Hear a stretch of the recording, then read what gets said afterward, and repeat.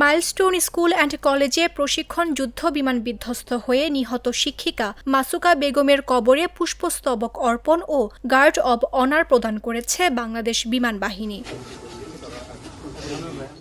শুক্রবার দুপুরের দিকে ব্রাহ্মণবাড়িয়ার আশুগঞ্জ উপজেলার সোহাগপুরে কেন্দ্রীয় কবরস্থানে তার সম্মানে গার্ড অব অনার প্রদান করে ১০ সদস্যের একটি প্রতিনিধি দল। পরে কবর জিয়ারত ও মোনাজাত করেন প্রতিনিধি দলের সদস্যরা। পরে বাহিনীর সদস্যরা স্বজনদের সঙ্গে সাক্ষাৎ করে সমবেদনা জানান। বাংলাদেশ বিমান বাহিনীর স্কোয়াড্রন লিডার মশিউর রহমান বলেন, যে কোনো সময়ে যে কোনোভাবেই দুর্ঘটনা ঘটতে পারে। স্বাধীনতার পর থেকে ঢাকায় ফ্লাইং হচ্ছে, এমন দুর্ঘটনার প্রতিনিয়ত ঘটে না। তিনি আরও বলেন, ঢাকা খুবই স্ট্র্যাটেজিক লোকেশন, যেখানে আমাদের নিরাপত্তা খুবই দরকার। যেহেতু ঢাকার আশপাশ এলাকায় জনবসতি অনেক বেড়ে গেছে, সেহেতু আমাদের সবকিছু কম্প্রোমাইজ করে ফ্লাইং করতে হচ্ছে।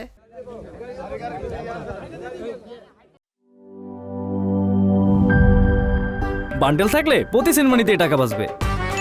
বিকাশ সেনমানি বান্ডেল কিনে জিতুন প্রতি লেনদেনে।